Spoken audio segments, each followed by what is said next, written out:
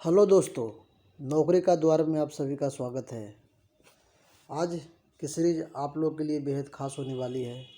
आज की सीरीज में आपको हमें बताएंगे कि टेम्परेचर का कन्वर्जन कितने तरीके से होता है और इससे इस टॉपिक से ज़्यादा कोई प्रश्न आपसे नहीं छूटेगा।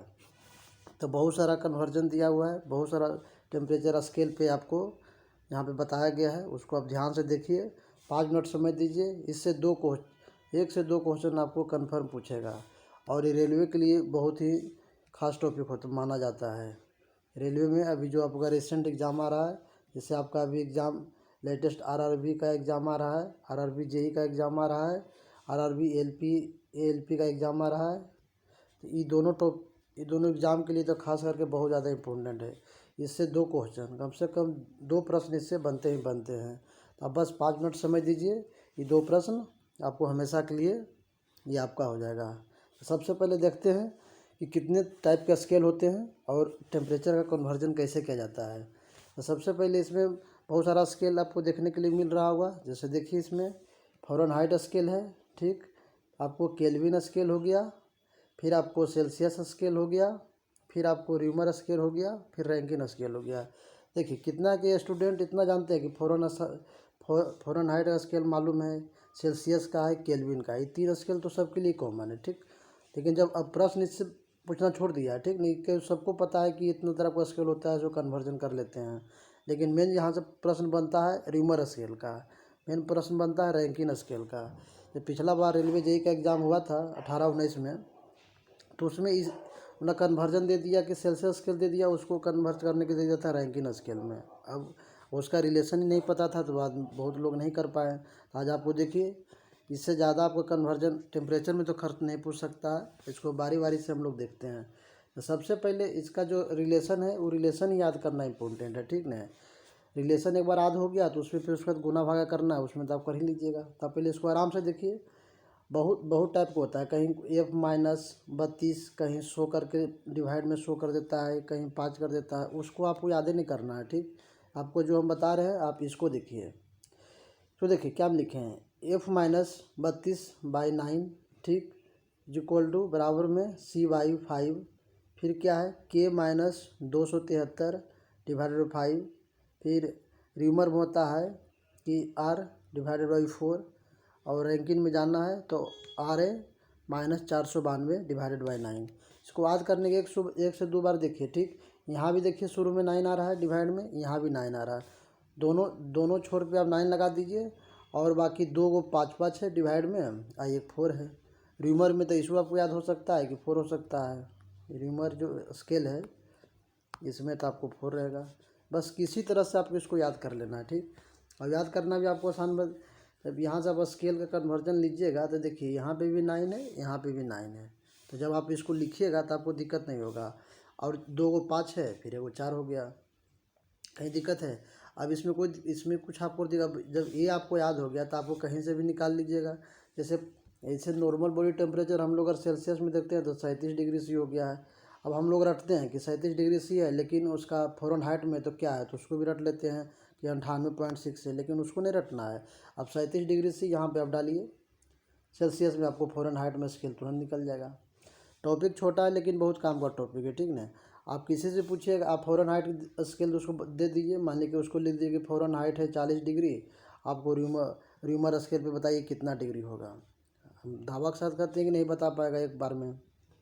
बस इसको आप आराम से देखिए, कोई दिक्कत नहीं है। हम एक बार फिर से पढ़ देते हैं। ये जो आपको बनाया है, अब ये एकदम एकदम सटीक ट्रिक बनाया गया है। इसमें आपका आंसर कहीं भी नहीं इधर उधर नहीं हो सकता है। इसको एक बार देखिए। अब बस इसी सिंबल से आपको याद करना है, कहीं कहीं भी इधर उधर नहीं करना है आपको। तो एक बार देखिए, फॉर F-32/9, ठीक। फिर C divided by 5 equal to K-273 divided 5 और R/4 और RA-492/9। यहाँ पे जब इसका रैंकिंग का आप लिखिएगा तो इसमें और कोई दिक्कत नहीं। सर रैंकिंग किस टाइप से लिख रहे हैं, RA-492। अब यहाँ डिवाइडेड बाई 9, बीच में 9 है, ही 9 उठा कर नीचे रख देना है। तो बस इसको आपको याद कर लीजिए, कोई दिक्कत नहीं है।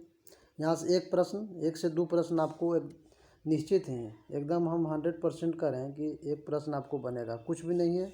आप बस 2 मिनट से इसको 2 बार 3 बार प्रैक्टिस कर लीजिए। कोई भी स्केल का कन्वर्जन आपको दे इससे बन जाएगा।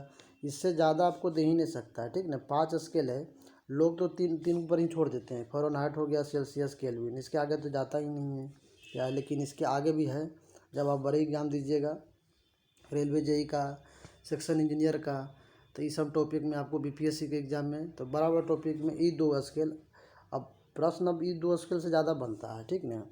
अब फ़ारेनहाइट और केल्विन ये सब तो हर कोई कन्वर्ट कर लेता है, लेकिन जहाँ से प्रश्न बनता है उसको उस पर ध्यान देना है। तो 5 तरह का रिलेशन आपको देती हैं कि फ़ारेनहाइट में फ़ारेनहाइट का, सेल्सियस का, केल्विन का, र्यूमर का और रैंकिन स्केल का। तो सभी 5 स्केल का बारीकी से आप देख लीजिए, कोई दिक्कत नहीं होगा। और मेरा जो भी टॉपिक जो भी हम पढ़ाते हैं वो आपको एक तरह से फाइनल ही हो जाता है, ठीक ना, कि उससे विशेष आपको पढ़ने की ज़रूरत नहीं है। जो भी टॉपिक है, जितना भी टॉपिक अभी तक वीडियो बना है, उसको आप गौर से देखिए। उस टॉपिक से, जो टॉपिक हम बताएं, उस टॉपिक से बाहर ना ही कुछ पढ़ना ना ही कुछ आ सकता है। जो भी आएगा उसके अंदर से आएगा। तो बस ये भी आज हम ये आपको जो कंप्लीट करवाएं, टेम्परेचर का कन्वर्जन, बस इसको आप इस रिलेशन को किसी भी तरीक़ा से याद करिए। और याद भी करना बहुत सिंपल है। शुरू में आपको 9 लगा देना, लास्ट का 9 हो गया। और आप देख लीजिए F-32 ई तो पता ही रहता है, डिवाइडेड बाई 9 लगाइए। सेल्सियस में तो C/5 लगाइए। केल्विन में तो K-273 डिवाइडेड बाई 5 लगाइए। र्यूमर है तो 4, रैंकिन है तो 9। बस कुछ दिक्कत नहीं हो जाता है। तो बस इसमें कुछ भी नहीं है। कोई भी टेम्परेचर आप एक टेम्परेचर, आपका एक टेम्परेचर आधा रहेगा, उसको बाद जैसे मन उसे कन्वर्ट कर लीजिए। मन है तो फ़ारेनहाइट में देख लीजिए ऑप्शन में किस में आपको पूछा है। फ़ारेनहाइट में पूछा है, सेल्सियस में पूछा है, केल्विन में पूछा है, आप उसको कन्वर्ट कर लीजिए। सब टेम्परेचर आपको याद करने का ज़रूरत ही नहीं है। तो ठीक है, छोटा सा टॉपिक था, आप इसको अब बारीकी से 1-2 बार देखिए, आपको याद हो जाएगा। और दोस्तों, अगर वीडियो पसंद आ रहा हो तो आप सब्सक्राइब करते रहिए। वीडियो तो आप लोग देख लेते हैं, लेकिन सब्सक्राइब वगैरह नहीं करते हैं। सब्सक्राइब बहुत ज़रूरी है मेरे लिए, क्योंकि उससे हमको मोटिवेशन मिलता है। और आप बने हुए रहिए। और अभी तो रेलवे जेई वगैरह और एएलपी का एग्ज़ाम अभी तक नहीं आया है। जब उसकी वैकेंसी जैसी आएगी तो उसका एक पूरा हम सीरीज चलाएँगे, ठीक ना। खास करके इस चैनल पे आपको रेलवे जेई और एएलपी का, आरआरबी जो एएलपी है, इसके लिए एएलपी टेक्नीशियन का आपको पूरा सिलेबस आपको इस पर हम कराया जाएगा। इसके लिए आप टेंशन मत लीजिए। अभी आपको टॉपिक वाइज दे रहे हैं, तो मान लीजिए कि अगर अभी 10-20 को 25 को टॉपिक कर देते, उससे अगर एक क्वेश्चन भी निकलता है तो आपको 40-50 नंबर तो आपको ऐसे आ जाएगा। बाकी टॉपिक वाइज भी हम वो देखते चलेंगे, इसके लिए कोई दिक्कत नहीं है। मेरा जो भी टॉपिक रहता है वो पूरा अंदर तक उसमें जाना जाते हैं। ये नहीं कि ऊपर ऊपर आपको चाहते तो हम ये 3 स्केल बता देते, हर कोई जो जानता है। लेकिन ये 2 स्केल को हमने खोज निकाला, इसका रिलेशन भी बैठाया कि किस तरह से इसके साथ कोरिलेट होगा। अब एग्ज़ाम में आपको ये पूछेगा ही नहीं, फ़ारेनहाइट, सेल्सियस और केल्विन का पूछेगा ही नहीं, क्योंकि बहुत कॉमन टॉपिक हो गया। अगर पूछता है तो आपको फ़ारेनहाइट का रिलेशन दे देगा डायरेक्ट रैंकिन स्केल पे बैठाने के लिए, वहाँ फंस जाइएगा। इसीलिए आप यहाँ पे आए हैं तो कोई दिक्कत नहीं, आपको हर तरह का मटेरियल प्रोवाइड किया जाएगा। तो ठीक है, वीडियो पर बने रहिए।